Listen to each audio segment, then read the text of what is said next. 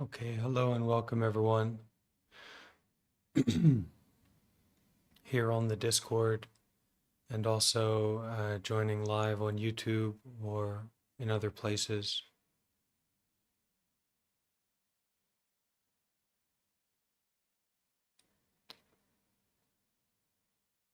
I want to make it clear, I want to encourage everyone here um, to donate,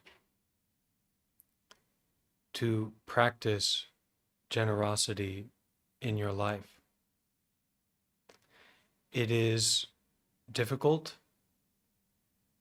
and that is why it is so beneficial, and especially to do so in a unprompted way. Buddhism is not all about meditation, and it's also not all about high-minded dharmic teachings or the philosophy or the theory of mind. It is about donating. It is about sharing what you have and what is precious to you with the others. The more that we give deeply and consistently, the more access we will have to detachment. And the reality is that many people do not have what they need. They do not have their basic needs. So it is essential for the community and also for ourselves in developing on the path that we do practice dana. And this is inclusive of sharing our possessions. We can share our possessions as an act of making donation. We can volunteer. We can help at a homeless shelter. We can do many things in the realm of generosity. And actually, we need to look very deeply at this term, generosity. We need to look very deeply at this concept, this practice of giving. We need to have, if we consider ourselves to be on this path and serious about continuing on the path, we need to give. Well, we don't need to do anything, but it is the path to give, to offer, to help, and to do so in an unprompted way. And the more that we can give, the more we will be free from our habit energy of grasping, attachment, and also ignorance. I share this with you not as someone who is kind of holding out my begging bowl or needs to receive or has this feeling that I want to receive, but I share this with you as a community, as a giver, as a donor. And I hope that you will also examine and look deeply at your path, your practice, your way, your daily life, and find more opportunities to give. I very sincerely hope that for everyone here. Dana, Sila, Samadhi, Panya. Dana is essential. Giving is essential.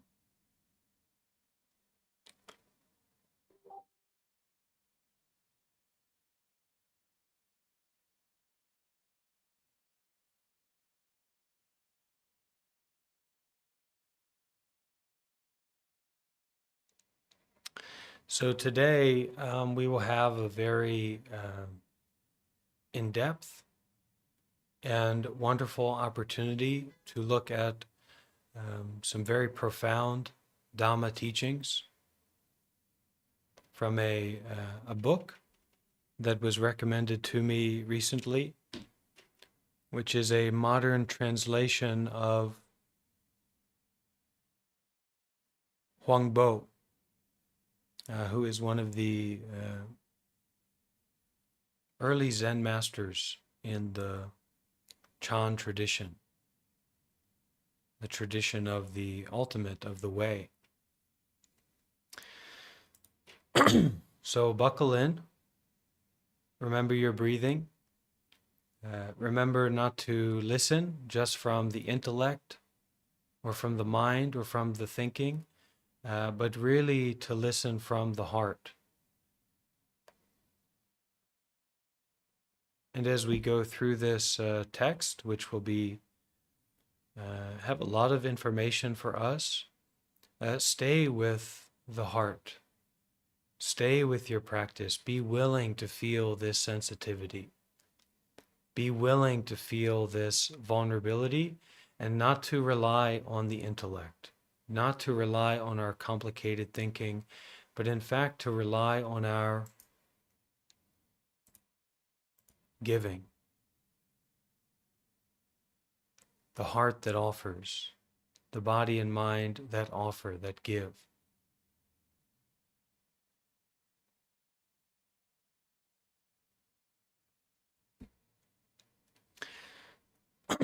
So before we get into this Dhamma text, we will pay homage to the Buddha in the traditional Pali language. You're welcome to chant along with me. Namo tassa bhagavato arahato samma sambuddhassa. Namo tassa bhagavato arahato samma sambuddhassa.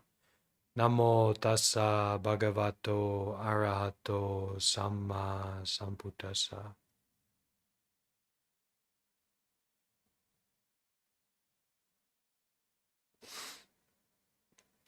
And the name of this book is A Bird in Flight Leaves No Trace. And this is a modern translation of the text by a Zen master from Korea.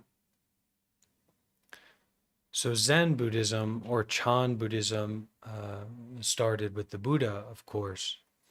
And then a monk by the name of Bodhidharma came from India to China and established a new tradition, we can say, called Chan. And Chan thrived for many hundreds of years in China, and it also spread out to Japan, where it is known as Zen, and it also spread out to Korea, where it is known as Sian, and it also spread to Vietnam, where it is known as Tien, and was recently revived by a compatriot of Thich Nhat Hanh, actually, in the tradition of Truklam. So the Truklam school is the modern Zen school in Vietnam. So let's start with the preface here.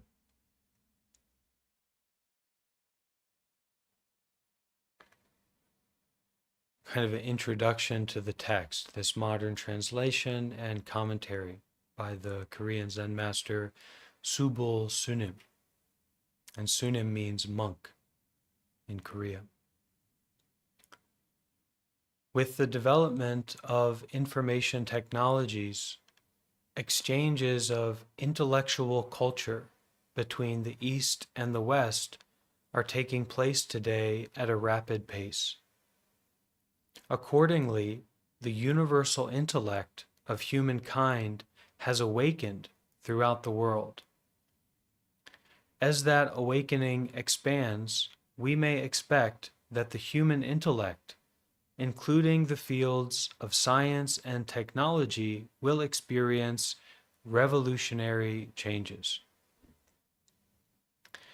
It is evident to me that the cross-cultural exchanges are moving humanity in a direction that accords with more objective and universal values. As the collective intellect of the human race comes to be awakened, just like the shining of the sun, We therefore have reason to hope that obsolete mental values that are blind and materialistic will inevitably die out. Xian, which the Chinese know as Chan and the Japanese as Zen, is one of humankind's most noble mental and cultural heritages. Its goal is to reveal the ultimate truth of existence exactly as it is. Even though this primordial truth clearly manifests itself right in front of our eyes, it is hard for ordinary people to recognize it. Son directly points to absolute truth, which it calls an open secret. However, most people today, entangled in the complexities of daily life and myriad stereotypical ideas, cannot see this reality. The veracity of Son Buddhism has been verified by luminaries as numerous as the stars in the sky. Throughout its history, people in both East and West have taken an interest in Son, in Zen. Furthermore, more than a few have tasted the truth of Son directly for themselves through meditation. Such people attest that Son is the fastest, most exact, and the easiest teaching by which to ward off the mind's darkness and restore its brightness. Fortunately, this precious approach is in fact very close to us all. Son training to restore the mind's intrinsic brightness is a task we would all do well to undertake.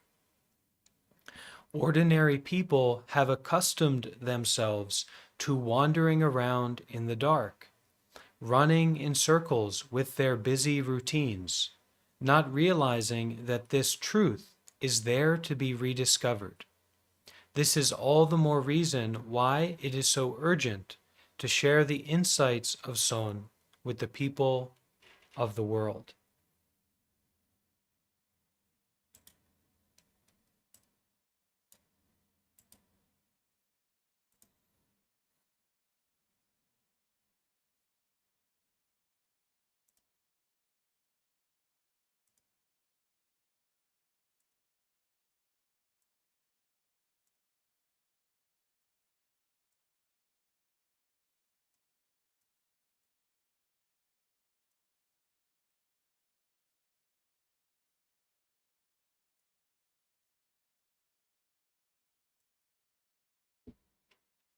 Two pioneers zealously tackled this very issue in a series of dialogues about 1200 years ago.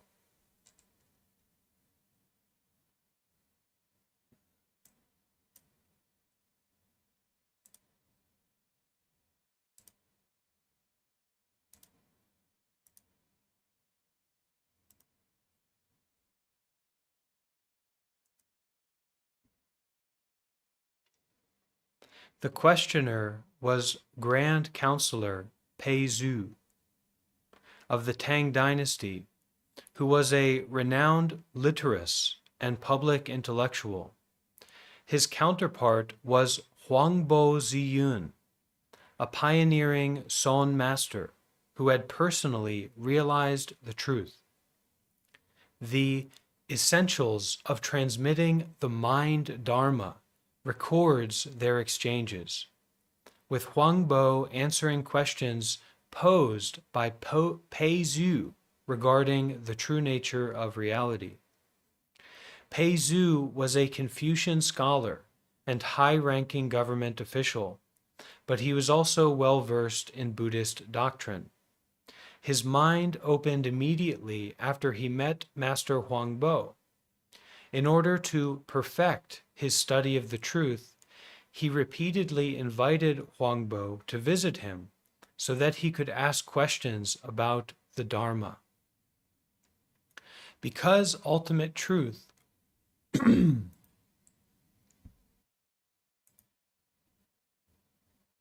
Because ultimate truth is absolute, it always transcends the relative.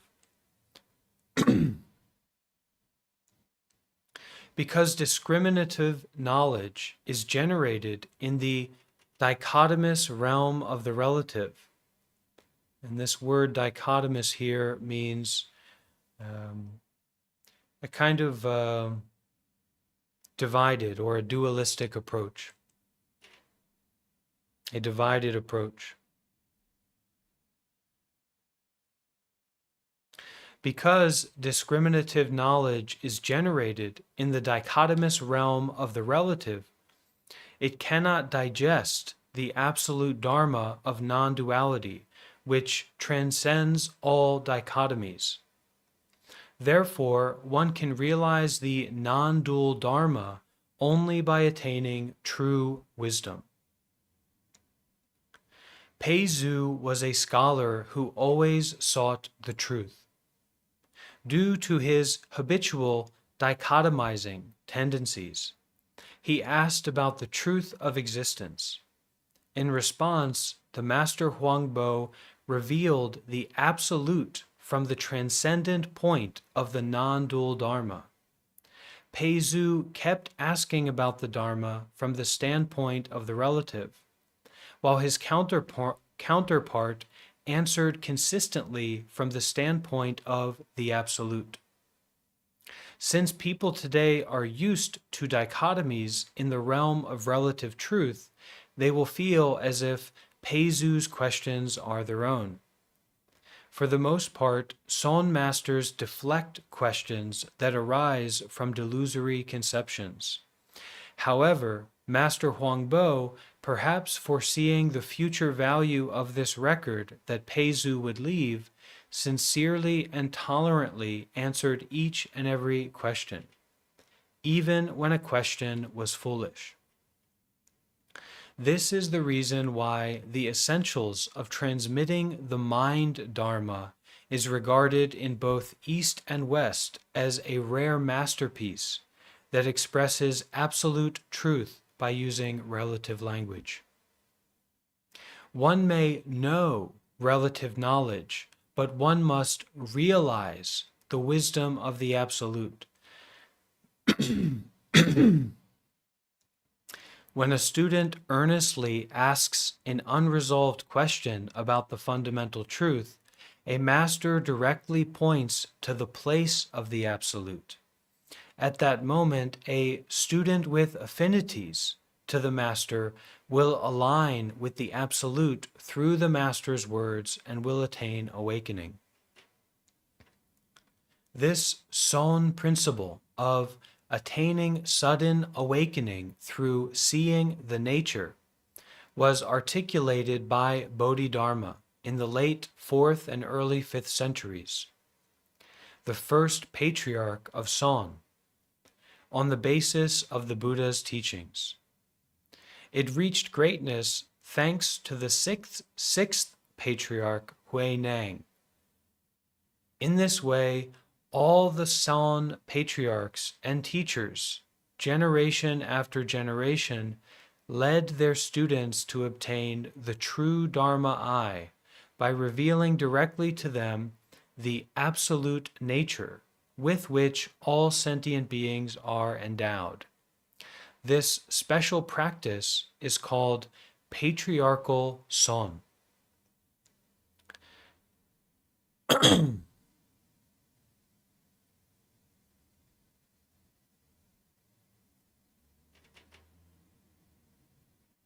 Part 1. Essentials of transmitting the mind Dharma.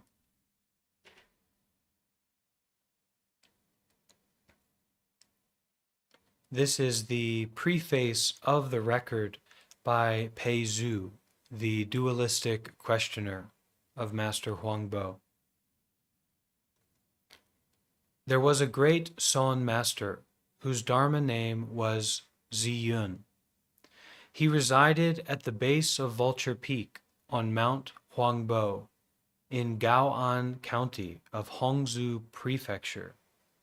He was a legitimate descendant of the sixth patriarch of Kaoji, a Dharma son of Baizang, and a Dharma nephew of Zitang. The Master himself just esteemed the stamp of the Supreme Vehicle, which stayed far removed from words and letters. So this Supreme Vehicle is the Chan teaching, the mind-to-mind teaching, the direct pointing to original nature.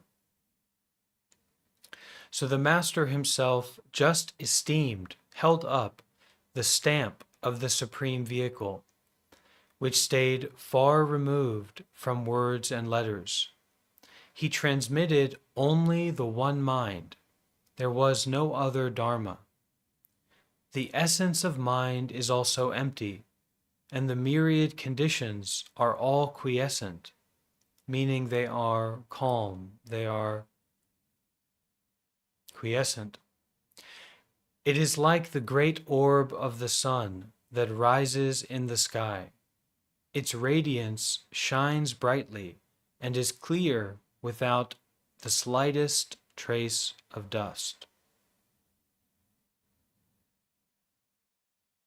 So this is pointing to that original nature, or that Buddha nature, the essence of the mind, the essence of reality, the essence of you, who you truly are.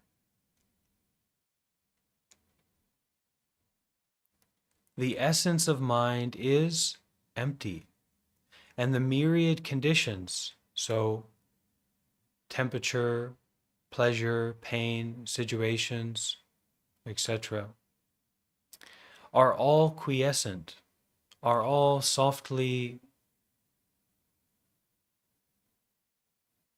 balanced. They are not stuck, they are not in turmoil, they are not in a stress or difficulty, they are quiescent.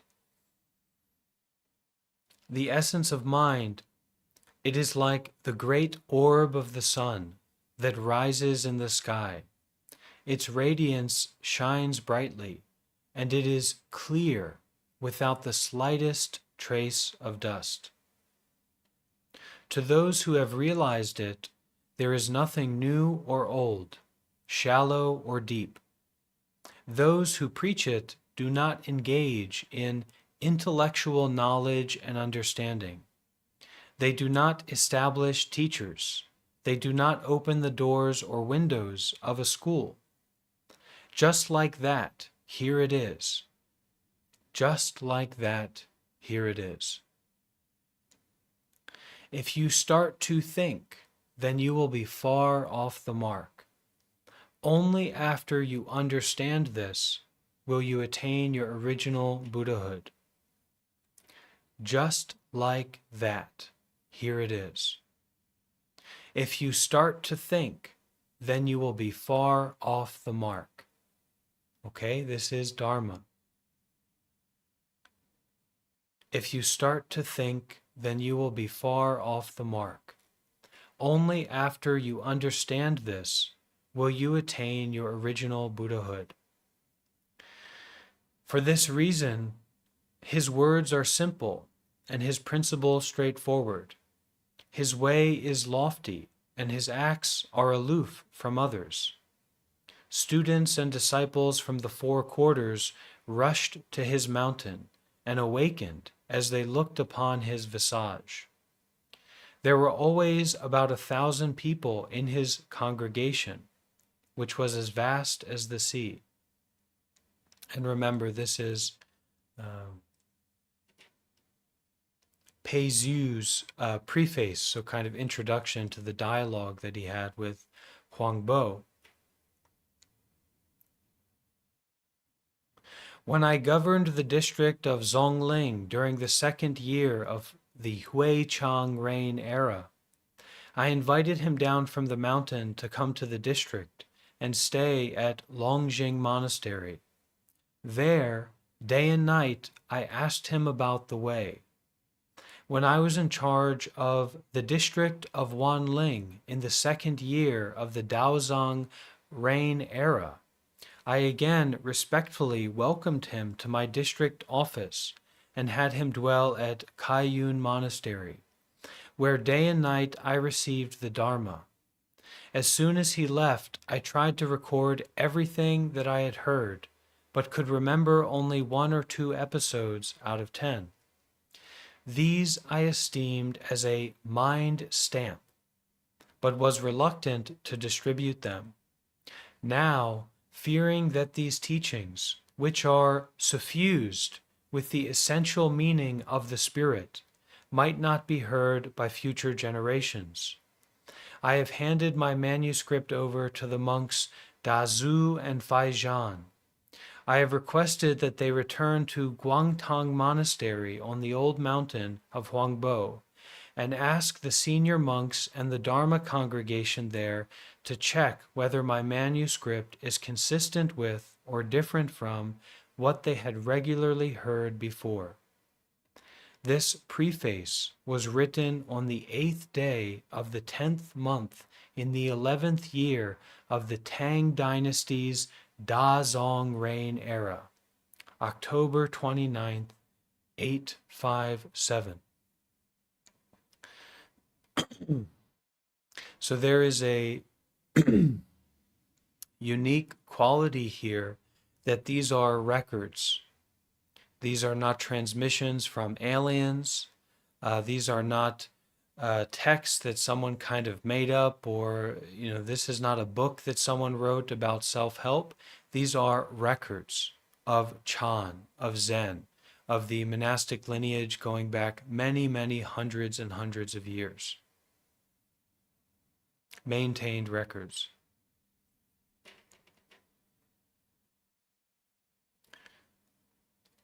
Number 1, realize the one mind and you will be a Buddha.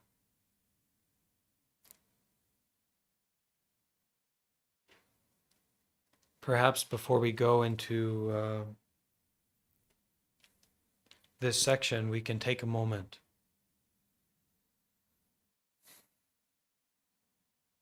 You may become aware of your breathing and the state that your body is in right now.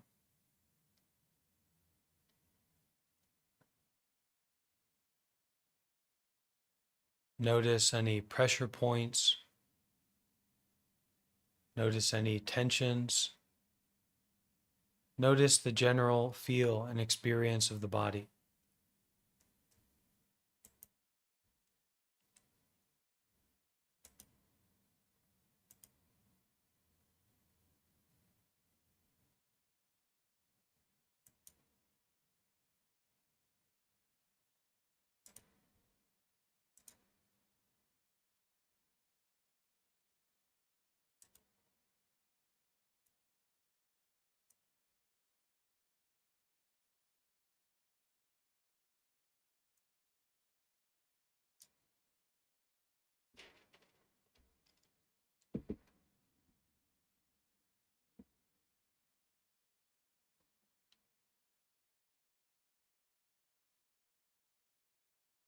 Turn the mind around.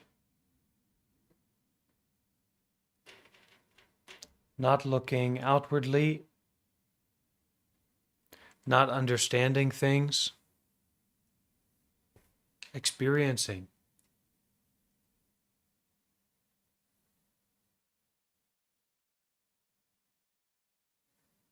Experience the breathing and the natural emptiness of the mind.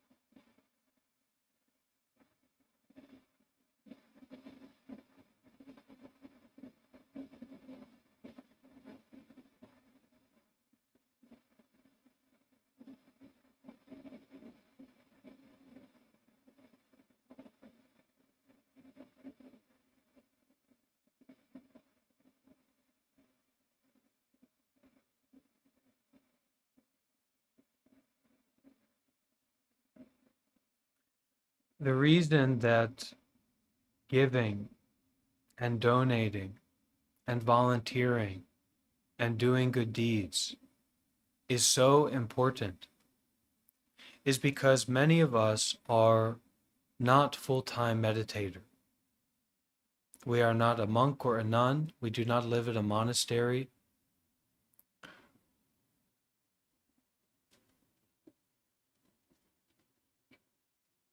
So we have to bring something into our life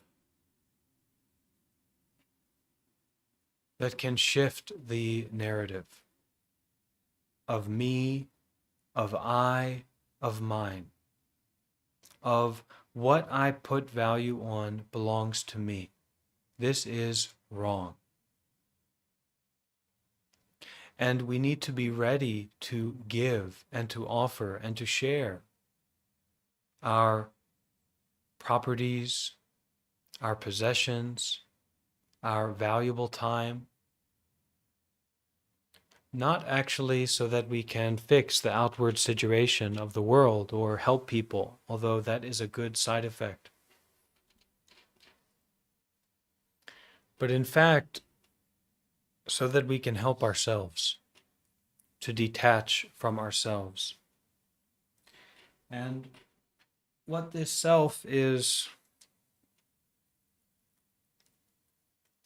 so comfortable with is me, mine, I.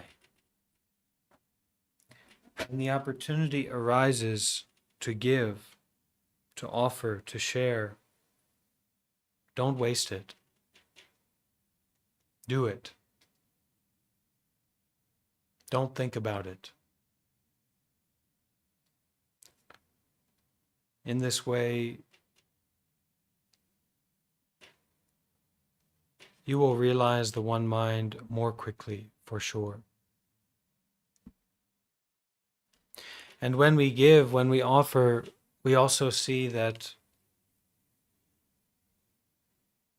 we are not as important as we think that we are.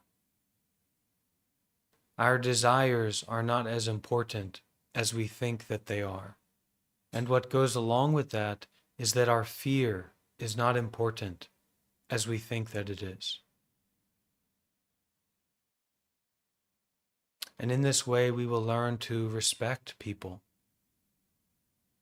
We will learn to detach from ourselves. We will learn to detach from our mental illnesses. Generosity is very, very powerful.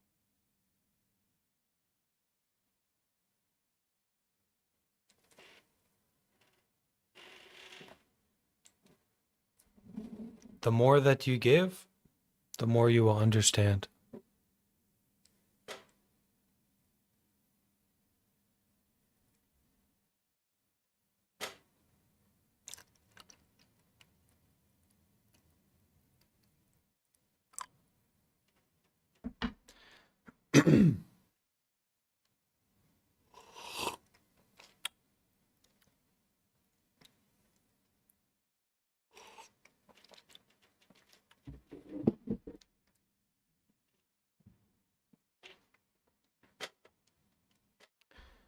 Okay.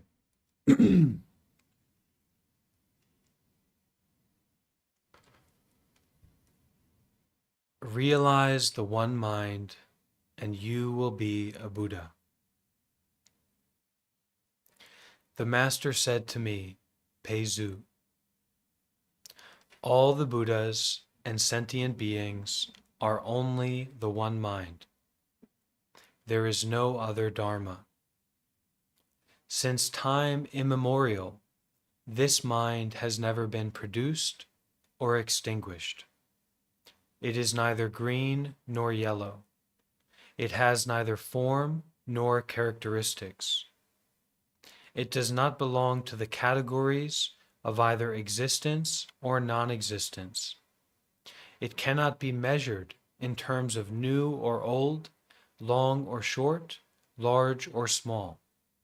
It transcends all limits, measures, names, traces, and comparisons.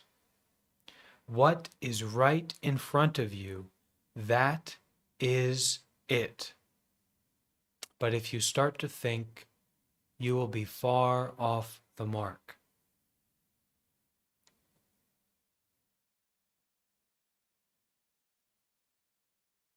We have a commentary here from the Son Master who collaborated to create this book. So let's listen to this commentary. There is just this one mind. There is no other Dharma. This is the middle way between two extremes. If there were, in fact, two extremes, there would also have to be a middle. If you realize the principle that does not involve either these extremes or a middle, you will have no impediment in achieving liberation from the cycle of birth and death. Master Huangbo spoke of the middle way when he said, "This mind has never been produced or extinguished." If you start to think, then you will be far off the mark. In other words, if you arouse your thoughts to try to figure out what this mind really is, images begin appearing in your mind, and you end up losing your original mind.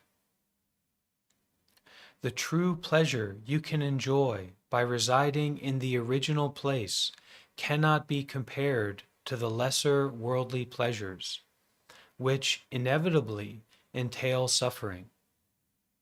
You should live your life knowing the mind and going with the flow of causes and conditions. Avoid wasting your life in the constant indulgence of worldly pleasures. Back to the record.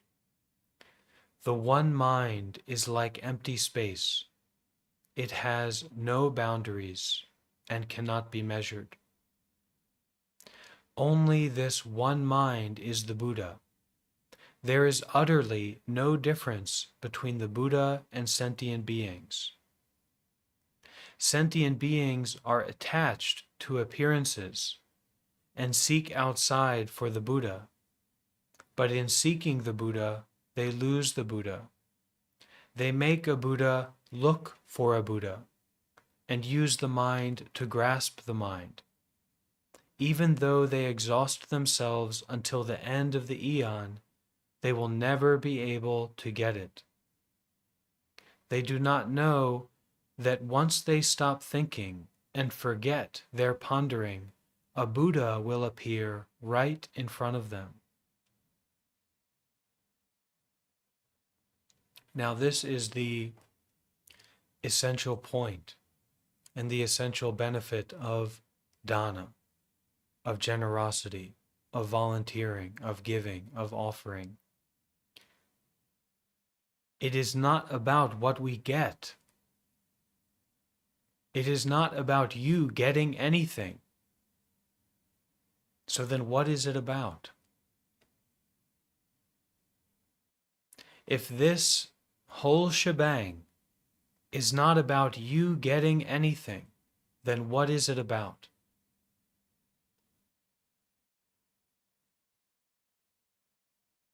We can say giving only, experiencing only.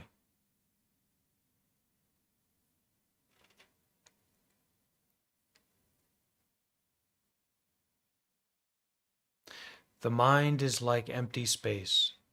It has no boundaries and cannot be measured. Commentary. It is really hard to know where and when the mind originates, for it has no boundaries by which it can be measured. It cannot be said, therefore, that the mind is either limitless or limited. In that case, what on earth is this mind? Everyone can know this mind once they turn one thought around and look into themselves. Ignorant people mislead themselves by clinging to logical thought and generating an attachment to it. They deceive only themselves with this foolish behavior. Now, it is not or, it is then. Listen again. Ignorant people mislead themselves by clinging to logical thought and generating an attachment to it. They deceive only themselves with this foolish behavior. Huang Bo. Only this one mind is the Buddha. There is utterly no difference between the Buddha and sentient beings. There is utterly no difference between the Buddha and normal people. The statement, only this one mind is the Buddha, is proclaimed from the level of sudden awakening to one's mind being in fact the Buddha, thus transcending intellectual understanding. Sudden awakening to one's mind being in fact the Buddha. Master Huangbo made this claim presuming that Pei Zhu had already experienced sudden awakening. Through these words, therefore, the Master directly revealed the original nature of the mind. Pei Zhu had already acquired significant knowledge of Buddhist doctrine, but Pei Zhu did not experience enlightenment until his first encounter with Master Huangbo. Pei Zhu then took refuge in the Master and requested his guidance. When we read the essentials of transmitting the mind Dharma, it is helpful to understand the circumstances in which the Master delivered these precious lectures.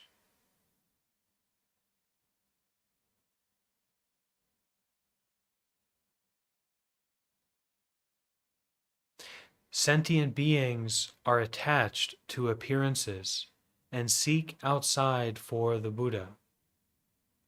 We could also say, sentient beings are attached to appearances and seek outside for peace. But in seeking the Buddha, they lose the Buddha. They make a Buddha look for a Buddha and use the mind to grasp the mind. Even though they exhaust themselves until the end of the eon, they will never be able to get it. Commentary. Most people are attached to outward appearances and thereby distinguish between various phenomena. So picking and choosing, black color, white color, purple color, yellow color. However, our eyes cannot see the real characteristics of things, and this is also scientifically the case. This very mind that looks for the Buddha is the Buddha. Wouldn't it be futile to make a Buddha seek a Buddha? We can also say, this very mind that looks for peace is the peace. This very mind that looks for peace is the peace. Wouldn't it be futile to make a Buddha seek a Buddha? Huangbo. They do not know that once they stop thinking and forget their pondering, a Buddha will appear right in front of them. Commentary. If they just turn one thought around, they will naturally give up discriminative thinking and empty their minds. When they don't know this fact, people presume they need to seek something and end up entangled in all kinds of discriminative thoughts. But also, they should not try to intentionally remove the thoughts that are arising in their minds, or stop working away at their practice, misunderstanding the words, stop thinking and forget their pondering. That would only be foolish. It would also show disdain for the instructions of their spiritual mentors. So it is that detachment is not rejection, that dana or giving is not a transaction. Giving is not buying. Huangbo, the mind is in fact the Buddha. The Buddha is in fact sentient beings. When it is in sentient beings, this mind is not diminished. When it is in all the Buddhas, this mind is not augmented. Commentary. The mind is never diminished or augmented. Whether a Buddha or a sentient being, the mind is always simply there. It is not something that exists, in fact, and it cannot be described as having certain characteristics. It is just mind. As the saying goes, if you awaken to the mind, you are a Buddha. If you are deluded, you are a sentient being. Only enlightened people can testify to this matter. Those who do not realize this matter seek the answer using logic, clinging to the words, but they can never reach the source by clinging to words. And really, we cannot even do good deeds by clinging to words. We cannot practice meditation by clinging to words. We cannot practice mindfulness by clinging to words. So watch out. Huangbo. The mind is inherently endowed with even the 6 perfections and myriad bodhisattva practices, along with merit as abundant as the sands of the Ganges. One need not try to cultivate still more. Commentary. Since our minds possess inherently the 6 perfections,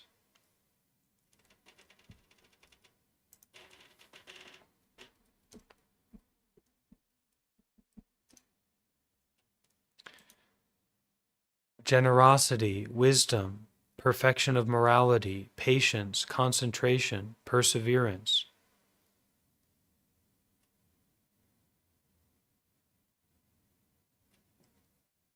So as we approach the practice of Buddhism or spirituality, we have this idea, right? We want to cultivate, we want to be more wise, we want to have more compassion, we want to have more concentration, patience, we want to be more generous, not just in terms of our possessions or our material, but in terms of our mind, in terms of our life. We want to be generous with this body and mind.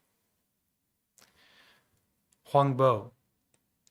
This mind is inherently endowed with even the 6 perfections and myriad bodhisattva practices. So the mind is inherently endowed with the perfections, the perfect generosity, the perfect patience, the perfect wisdom, the perfect virtue. Not just being a good person, but being a perfectly good person. So this mind is inherently endowed with even the 6 perfections and myriad practices of great beings, along with merit as abundant as the sands of the Ganges. One need not try to cultivate still more. Commentary. Since our minds possess inherently the 6 perfections and myriad practices of the great beings, as well as all kinds of merit, we do not need to create any further merit. Now, Huangbo kind of warned us about this already, or rather, the Son Master warned us about this already.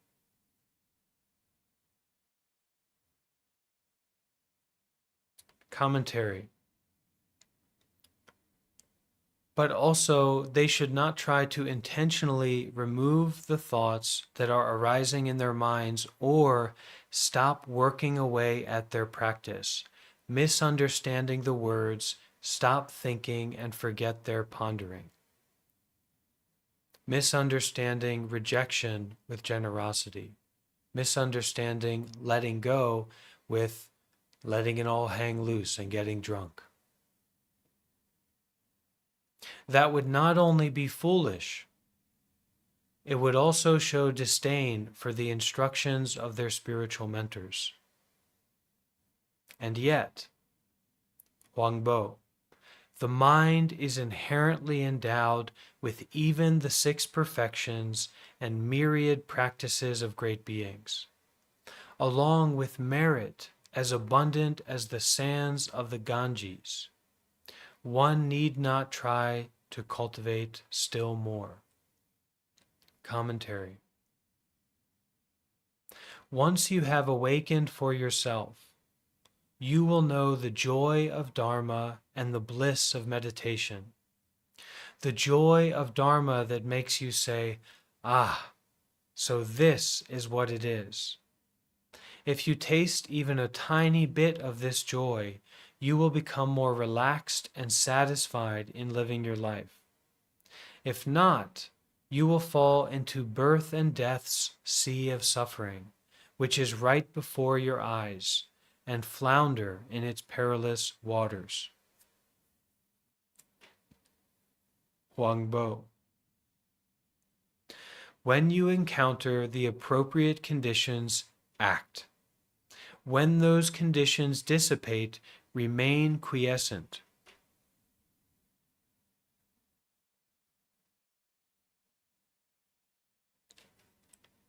Quiescent, in a state of inactivity or dormancy, in a state of settledness, in a state of non-disruption, it is like a cup of water with silt or dirt in it, and it's put down, and it settles. It is quiescent, it is settled, it is dormant. Huangbo.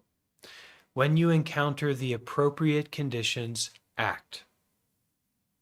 When those conditions dissipate, remain quiescent, so not dwelling, not stirring the pot. Oh, I wish I could have done that, I shoulda, coulda, woulda.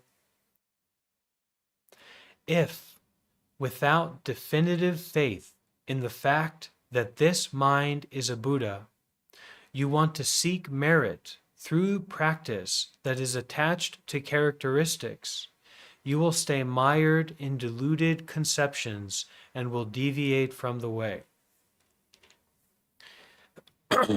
Again, when you encounter the appropriate conditions, act. When those conditions dissipate, remain quiescent, remain dormant. If, without definitive faith in the fact that this mind is a Buddha, you want to seek merit through practice that is attached to characteristics, you will stay mired in deluded conceptions and will deviate from the way. So the answer to this is doing only, experiencing only. This is how we make merit. This is how we do good deeds. This is how we give. This is how we follow precepts, without relying on characteristics, without relying on expectations. Doing only, experiencing only. And not doing only. And not experiencing only. Without the attachment. Without the attachment to characteristics. Oh, it's like this. Oh, it's like that. That is success. That is failure. Higher, lower, better, worse. This is disturbance. When you encounter the appropriate conditions, act. When those conditions dissipate, remain dormant. Commentary. Do not generate discriminative thoughts, being tossed and turned by what you see and hear. Now, this is instruction to practice meditation all the time. This is the entry point for meditation at all times and all situations. Do not generate discriminative thoughts, being tossed and turned by what you see and hear. If you realize the way, conviction will arise naturally, and you will let go of everything. Everything, everything. Just like the conviction of a great meteor rushing towards Earth.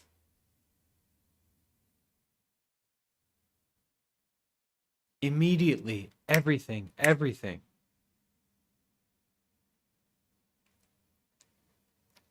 Commentary.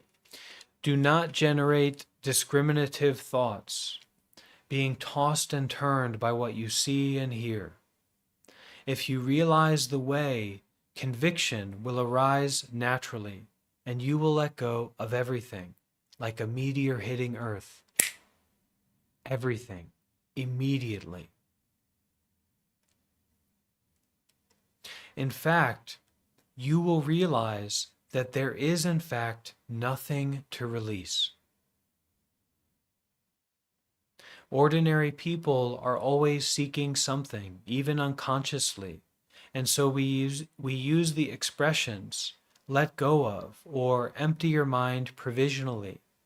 We use these expressions as a way to help people realize their already Buddha nature.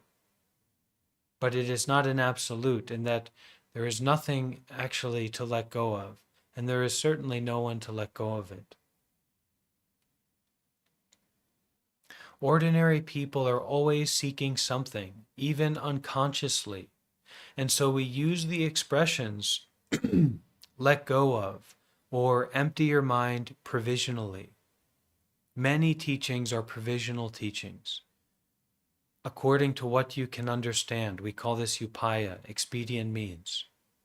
Help you put down what you think that you're holding on to. But if you work to empty what is inherently already empty, you will be far from the training that realizes the true characteristic of things. The mind is in fact the Buddha. There is no other Buddha and no other mind.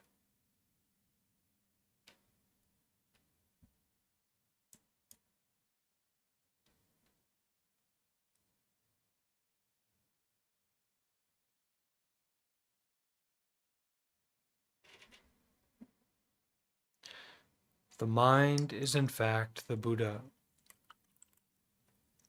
There is no other Buddha and no other mind.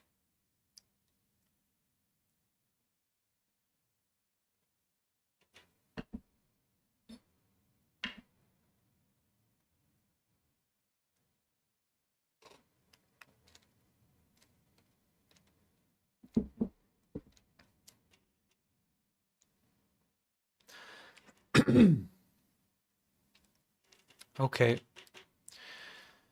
we'll leave it here for today.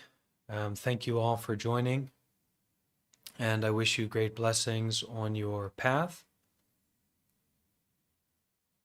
I encourage you to come back to this video, come back to these teachings, listen again.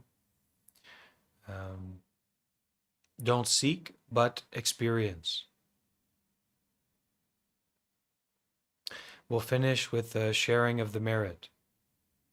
We have accumulated a lot of bun, which is merit in Thai, by listening to the real Dharma, and we can offer that merit to everyone. So please, if you're here on the Discord, unmute your mic, and if you're here watching somewhere else, you can also repeat after me and share these merits with everyone, okay?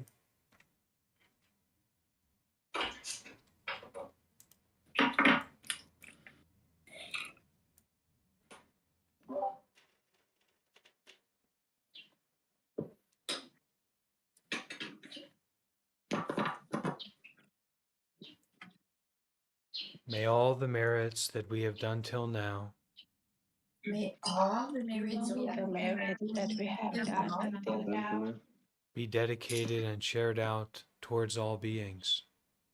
be dedicated and shared out towards all beings. May all beings receive and rejoice in these merits.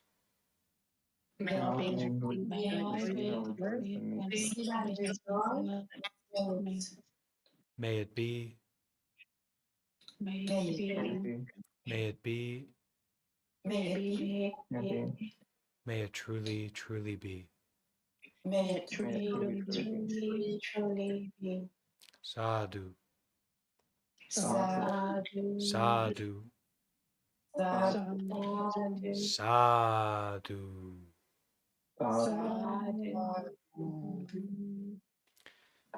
Okay, dear community, I'm very blessed to have all of you with me, and I look forward. We will continue this reading tomorrow, and I'm not sure yet if it will be a little bit earlier than this or not, but keep your eyes out, and I will make an announcement and hopefully see you tomorrow. Okay? Thank you, Bhante. Thank you, Bhante. Thank you.